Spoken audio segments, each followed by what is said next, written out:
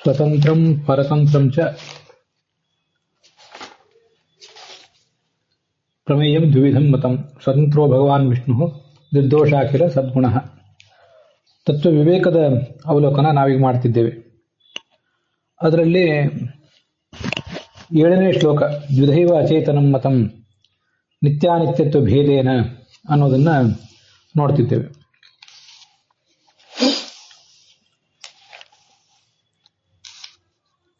ದೇಶ ಕಾಲ ಶ್ರುತಿ ಭೂತೇಂದ್ರಿಯ ಪ್ರಾಣ ಗುಣ ಸೂಕ್ಷ್ಮ ರೂಪಂ ಚ ನಿತ್ಯಕಂ ಅಂತ ಹೀಗೆ 8ನೇ ಶ್ಲೋಕ ಇದೆ.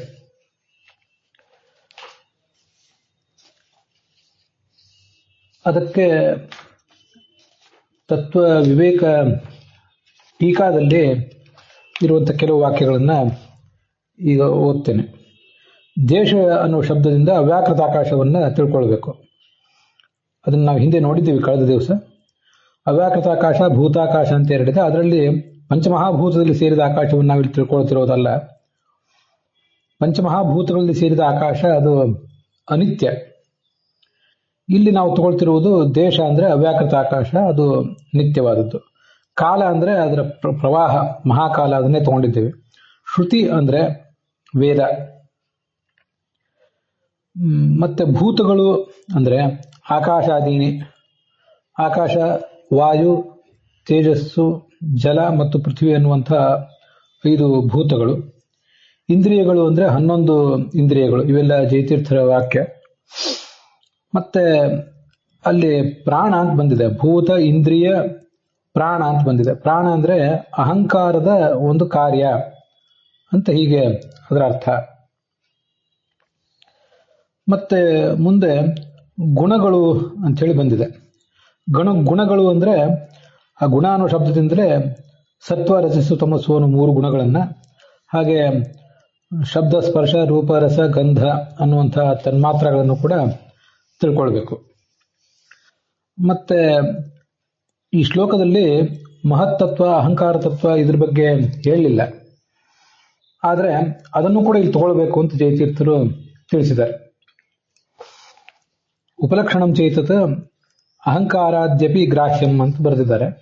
ಆದ್ರಿಂದಲೇ ಅನುವಾದ ಮಾಡುವವರು ಅವ್ಯಾಕೃತಾಕಾಶ, ಕಾಲಪ್ರವಾಹ, ವೇದ, ಪೃಥ್ವಿ ಮೊದಲಾದ ಭೂತಗಳು, 11 ಇಂದ್ರಿಯಗಳು, ಪ್ರಾಣಕಲ, ಸತ್ವರಜಸ್ತಮೋ ಅನ್ನುವಂಥ 3 ಗುಣಗಳು ಅಂತ ಬರೆದಿರೋದು, ಮತ್ತೆ ರೂಪರಸಗಂಧ ಸ್ಪರ್ಶ ಶಬ್ದಗಳೆಂಬ 5 ತನ್ಮಾತ್ರಗಳು ಅಂತ ಬರೆದಿರೋದು ಅದಕ್ಕಾಗಿಯೇ.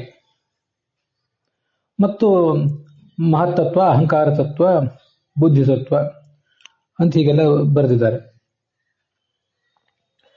ಅಲ್ಲಿ ಮಹತ್ತತ್ವ ಅಹಂಕಾರ ತತ್ವ ಇವೆರಡನ್ನ ಪರಿಗಣಿಸಿದ್ರೆ ಸಾಕು. ಪ್ರಕೃತಿಯಿಂದ ಮಹತ್ತತ್ವದಿಂದ ಅಹಂಕಾರ ತತ್ವ, ಮುಂದೆ ಪಂಚತನ್ಮಾತ್ರಗಳು ಹೀಗೆ ನಿಷ್ಪನ್ನ ಆಗ್ತಾ ಬಂದಿದೆ. ಇವನ್ನೆಲ್ಲ ನಿತ್ಯವಾದ ಅಚೇತನ ವಸ್ತುಗಳು ಅಂತ ಪರಿಗಣನೆ ಮಾಡಿದ್ದಾರೆ. ನಾನು ಈ ಟೀಕಾದಲ್ಲಿರುವುದನ್ನ ಕೆಲವು ಸರಿ ಗಮನಿಸ್ಲಿಕ್ಕೆ ಏನು ಕಾರಣ ಅಂದರೆ, ಅಹಂಕಾರ ಕಾರ್ಯ ವಿಶೇಷ ಅಂತಿದೆಯಲ್ಲ, ಮಹತ್ತತ್ವ ಅದಾದ್ಮೇಲೆ ಅಹಂಕಾರ ತತ್ವ ಅಂತ ಒಂದಿದೆ. ಆ ಅಹಂಕಾರ ತತ್ವದ ಕಾರ್ಯ ಒಂದು ಕಾರ್ಯ ಇದು ಅಂತ ಜಯತೀರ್ಥರನ್ನು ಹೇಳಿದ್ದಾರೆ. ಅದನ್ನ ಮಂದಾರ ಮಂಜರಿ ಟಿಪ್ಪಣಿಯಲ್ಲಿ ವ್ಯಾಸರಾಜರು ಮುಖ್ಯ ಪ್ರಾಣನ ಆಡಳಿತಕ್ಕೆ ಒಳಪಟ್ಟ 16 ಕಲೆಗಳಲ್ಲಿ ಇದು ಮೊದಲನೇ ಕಲಾ ಅಂತ ಹೀಗೆ ಅರ್ಥ ಮಾಡಿದ್ದಾರೆ. ಆಡಳಿತಕ್ಕೆ ಒಳಪಟ್ಟ ಅಂತ ನಾನು ಅದನ್ನು ಹೇಳಿದೆ. ಮುಖ್ಯ ಪ್ರಾಣಿನ ಅಭಿಮಾನಿ ಮುಖ್ಯ ಪ್ರಾಣ.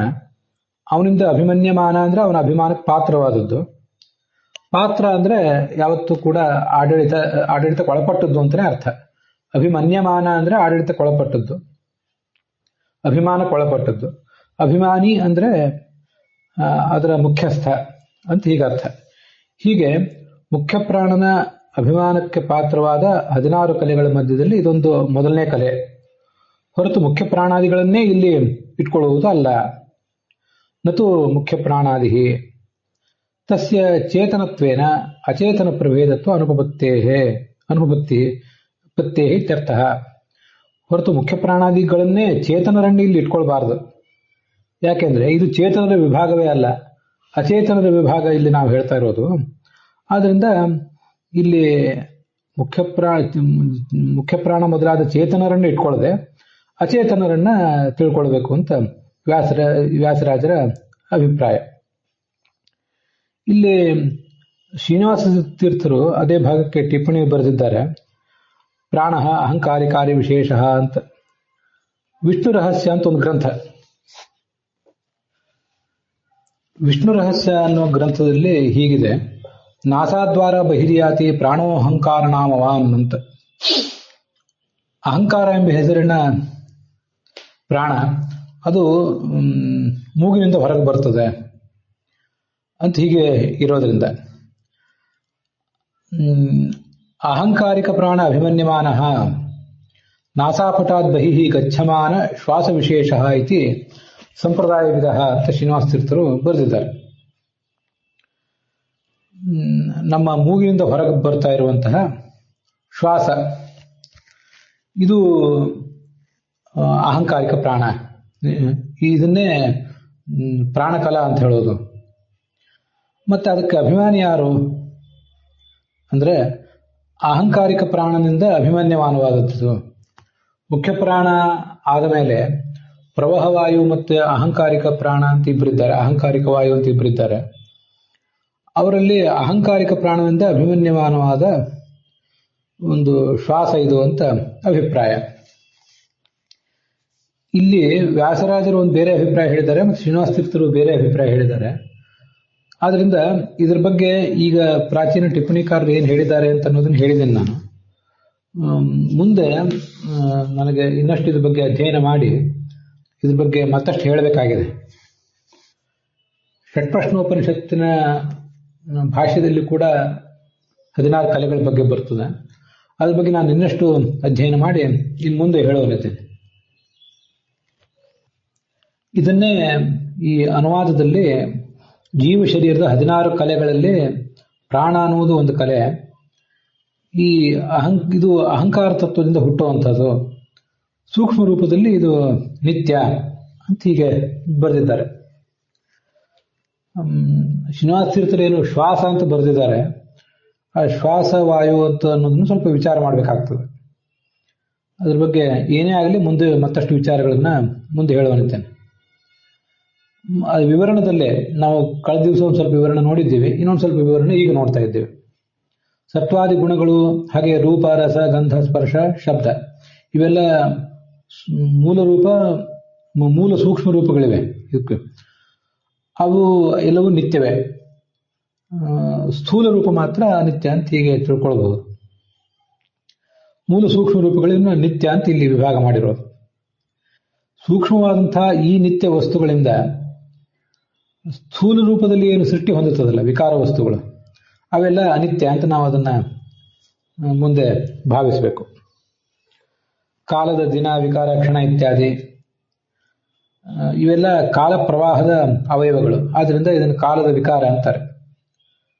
ಮಹತ್ತತ್ವ, ಅಹಂಕಾರ ತತ್ವ ಮೊದಲಾದದೆಲ್ಲ ಸೃಷ್ಟಿಕಾಲದಲ್ಲಿ ಪ್ರಕೃತಿಯ ಅಂಶಗಳಿಂದ ಒಂದು ಪೋಷಣೆಯನ್ನು ಪಡಿತವೆ. ಅಲ್ಲಿ ಉಪಚಯ ಅಂತಿದೆ. ಉಪಚಯ ಅಂದ್ರೆ ಪೋಷಣೆಯನ್ನು ಪಡಿತವೆ. ಆದ್ರಿಂದ ಅವನ್ನೆಲ್ಲ ಅನಿತ್ಯ ಅಂತ ಹೀಗೆ ಪರಿಗಣಿಸಿದ್ದಾರೆ. ಬ್ರಹ್ಮಾಂಡ ಮತ್ತು ಅದರೊಳಗಿರುವಂತಹ ವಸ್ತುಗಳು ಇವೆಲ್ಲ ಮಹತ್ತತ್ವದಿಂದ ಹುಟ್ಟುವಂಥವು. ನಾವು ಹಿಂದೆ ತತ್ವ ಸಂಖ್ಯಾನದಲ್ಲೂ ಕೂಡ ನಾವು ಅದನ್ನು ನೋಡಿದ್ದೇವೆ. ತತ್ವ ಸಂಖ್ಯಾನದಲ್ಲಿ ಮೊದಲನೇ ಸ್ಲ್ಯಾಬ್ ಅಂತ ಒಂದು ಹೇಳಿದ್ದೆ ಪ್ರಕೃತಿ, ಎರಡನೇ ಸ್ಲ್ಯಾಬ್ನಲ್ಲಿ ಮಹತ್ತತ್ವ ಮೊದಲಾದದ್ದು, ಮೂರನೇ ಸ್ಲ್ಯಾಬ್ನಲ್ಲಿ ಬ್ರಹ್ಮಾಂಡ ಮತ್ತು ಬ್ರಹ್ಮಾಂಡದ ಒಳಗಿನ ವಸ್ತುಗಳು ಅಂತ ಅದನ್ನ ಇಲ್ಲಿ ಹೇಳಿದ್ದಾರೆ ನೋಡಿ. ಬ್ರಹ್ಮಾಂಡ ಮತ್ತು ಅದರೊಳಗಿನ ವಸ್ತುಗಳು ಮಹತ್ತತ್ವ ಮೊದಲಾದಗಳಿಂದ ವಿಕಾರ ಹೊಂದುತ್ತದೆ. ಆದ್ರಿಂದ ಅವನ್ನು ಅನಿತ್ಯ ಅಂತಾರೆ. ಅದು ಹೇಗೆ ಅಂದ್ರೆ ಮಣ್ಣಿನಿಂದ ಮಡಕೆ ಇದ್ದಂತೆ. ಮಡಕೆಗೆ ಮಣ್ಣು ಉಪಾದಾನ ಕಾರಣ, ಮೆಟೀರಿಯಲ್ ಕಾಸ್ ಹೇಗೋ ಹಾಗೆ ಇವುಗಳನ್ನು ಕೂಡ ಉಪಾದಾನ ಕಾರಣ ಅಂತ ನಾವು ಹೀಗೆ ತಿಳ್ಕೊಳ್ಬೇಕು. ತತ್ವ ವಿವೇಕ ಟೀಕಾದಲ್ಲಿ ಕಾಲಾದೀನಾಂ ವಿಕಾರ ಉಪಚಿತಾದಿ ಭಾಗ